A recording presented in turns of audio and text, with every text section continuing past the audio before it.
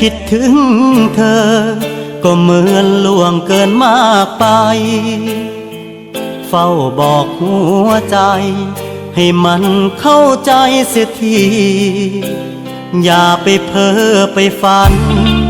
ในเมื่อเราต่างกันอย่างนี้เธอมีชีวิตที่ดีแต่ส่วนฉันนั้นมีแค่ใจถึงเธอคือคนที่ใช่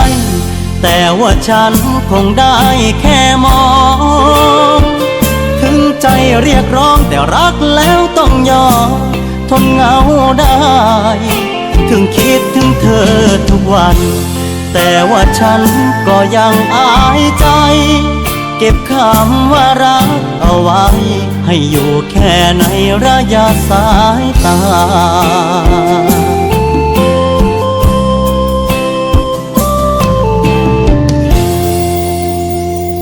ในวันที่เธอ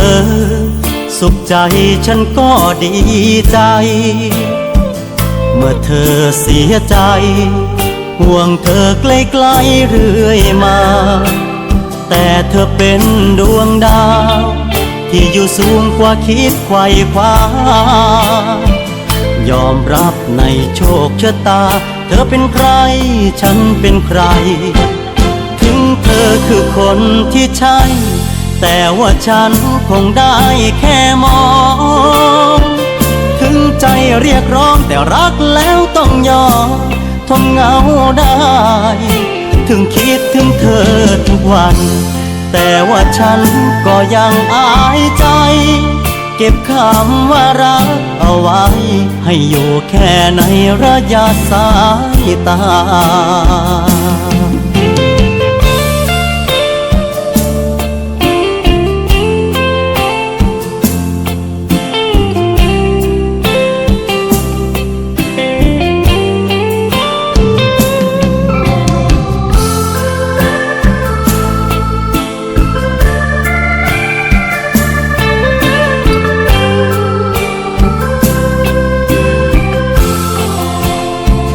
รักมากแค่ไหน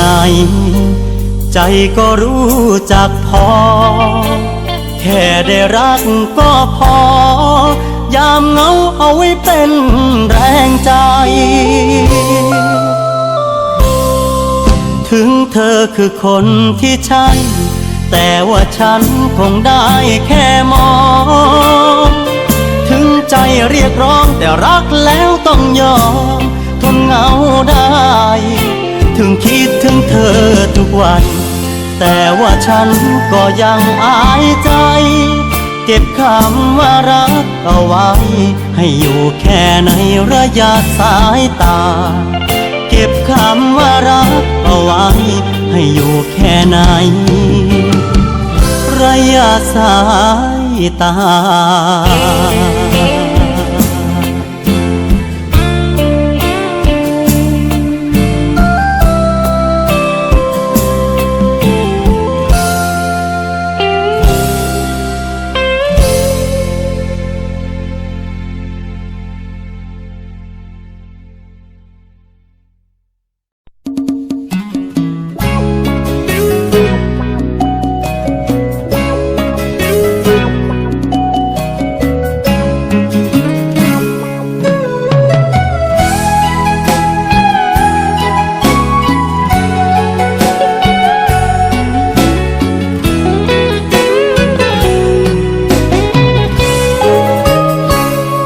แฟนแล้วบอก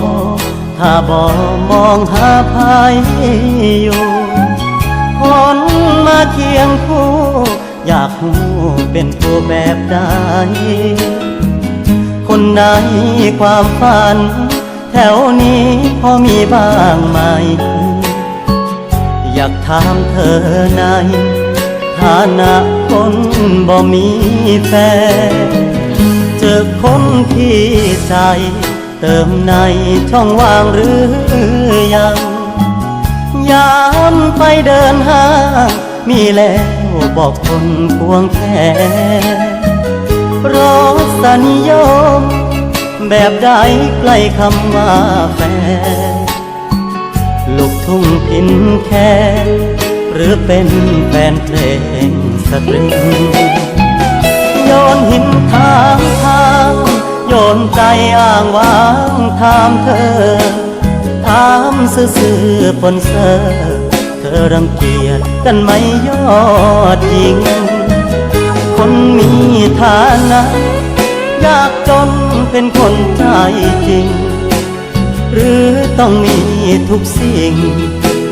จึงจะได้ใจเธอมีแฟนแล้วบอกเครียดกันบ่นอที่ทางหากเกินใจห้ามแก้วตาอย่าว่ากันเด้อคำว่าที่รักอยากเม้มเอาไว้สักเบอร์คนนั้นของเธอ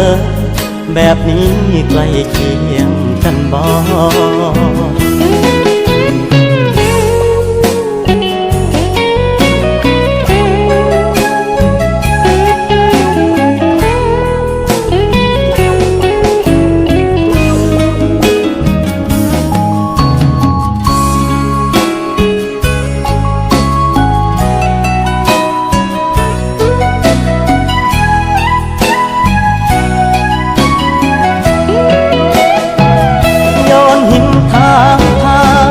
โยนใจอ้างว้างถามเธอ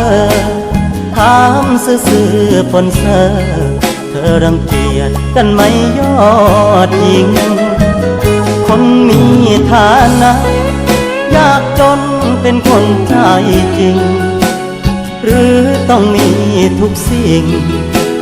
จึงจะได้ใจเธอมีแฟนแล้วบอกเครียดกันบ่นอที่ทางหากเกินใจห้ามแก้วตาอย่าว่ากันเด้อคำว่าที่รักอยากเม้มเอาไว้สักเบอร์คนนั้นของเธอแบบนี้ใกล้เคียงกันบ่คนนั้นของเธอแบบอ้ายนี้พอได้บ่น้อ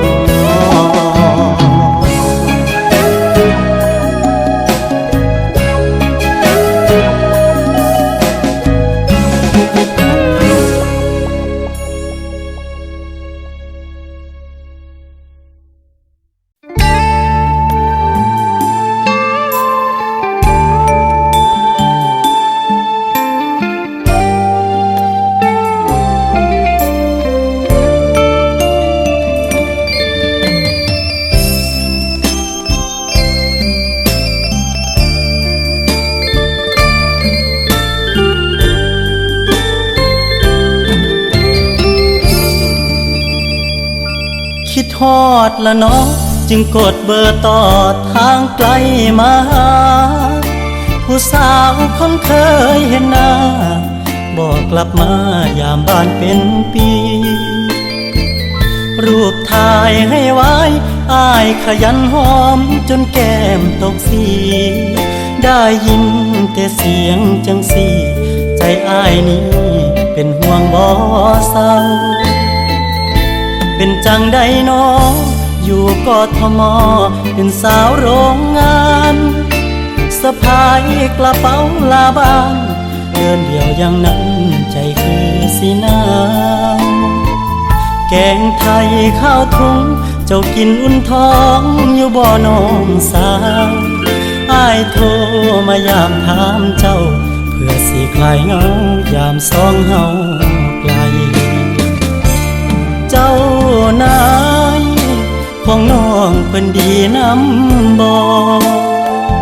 คือสิบ่รอเกินหน้าอ้ายนี้ปานใดเพิ่นเที่ยวมาเว้านัดไปกินข้าวสองคนแล้วไปห้องเช่าเจ้าแห่งอยู่ไกลย่านเพิ่นพาไล่ใจอ้ายห่วงเจ้าคิดฮอดละน้องจึงกดเบอร์ต่อทางไกลมาหาแนมเดือนแสงนวลถึงฟ้าคิดพ่อหน้าเจ้าอยู่บ่เศร้า อย่านอนดึกหลายพรุ่งนี้ต้องไปเฮ็ดงานแต่เช้าสุดท้ายขอฝากคำเว้าอันอ้ายหักเจ้าคือเก่าเด้อนา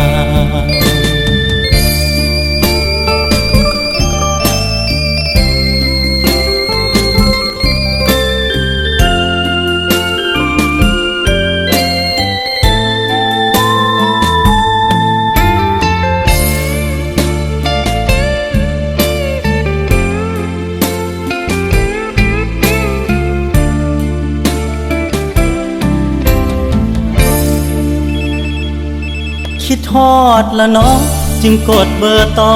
ทางไกลมาหาแนมเดือนแสงนวลถึงฟ้าคิดพ่อหน้าเจ้าอยู่บ่เศร้า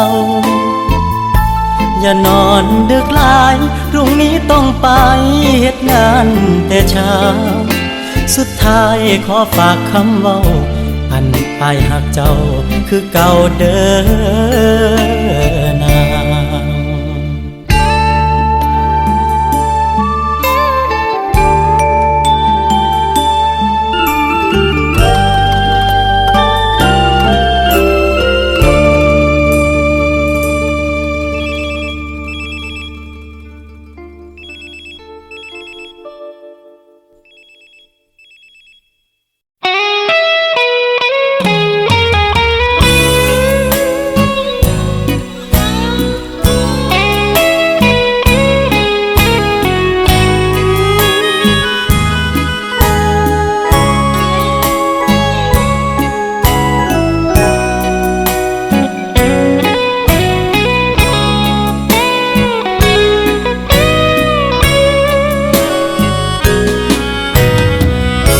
บ่ฮักบ่ว่าเจ้าดอกคำแพ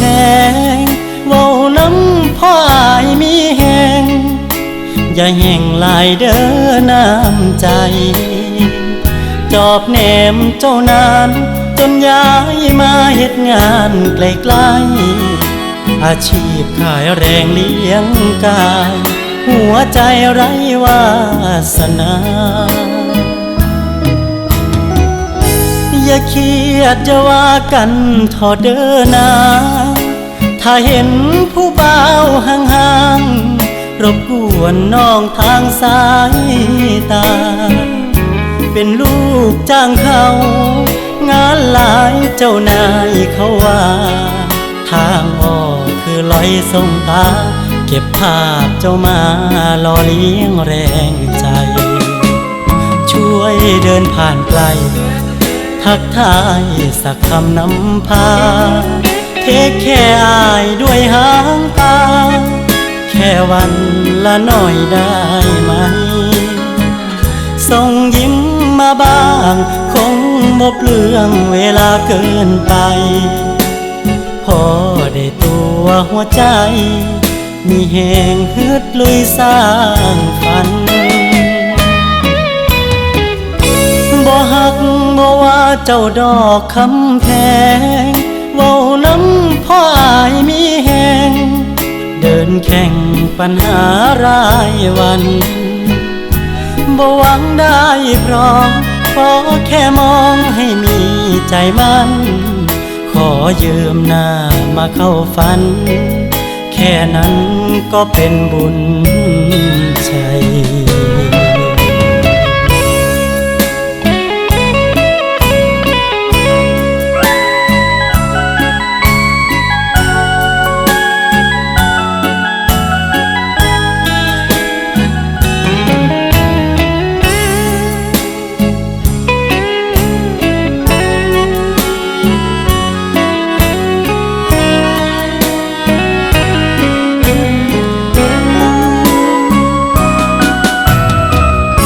บ่ฮักบ่ว่าเจ้าดอกคำแพงเว้าน้ำพ่ออายมีแหงเดินแข่งปัญหารายวัน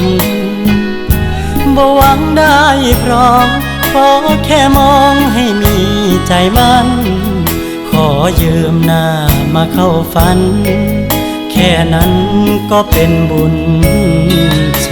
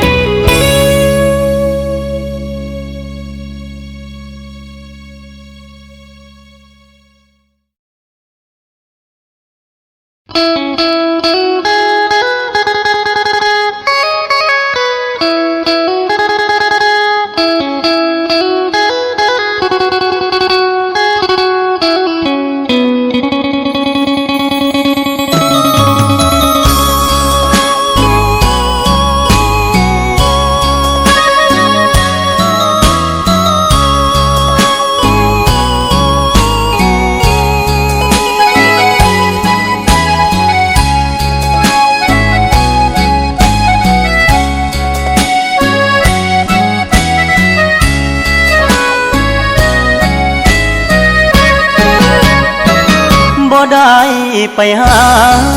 เพราะว่าอยากงานที่ทำบ่ได้ใจ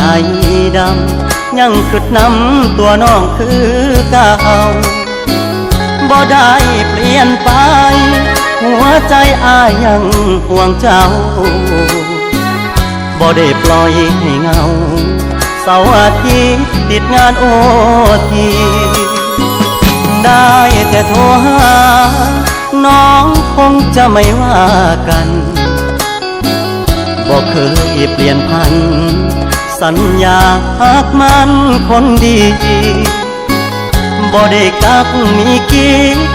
บ่ได้หลีกสัญญาที่มีย้อนงานยุ่งอีหลีคนดีอย่าเครียดอายเด้อโทรหาซุมือเจ้ามาคือน้อยใจเฮ็ดหยังหยุดงานวันวางจะเดินทางเพื่อไปพบเจออย่ามาสงสัยว่าอายมีใครแทนเธอหักมันเสมอบอกเคยเพลอสิคิดนอกใจงานยากอีหลีบ่ได้หนีไปมีผู้สาวเสื้อใจโลดเจ้าอ้ายก็เหงายามเราห่างไกลยามบ่ยากหลายอ้ายสิฝ้าวไปหาทันใดให้น้องรอหน่อยได้ไหมว่างงานวันใดสิไปพ่อนา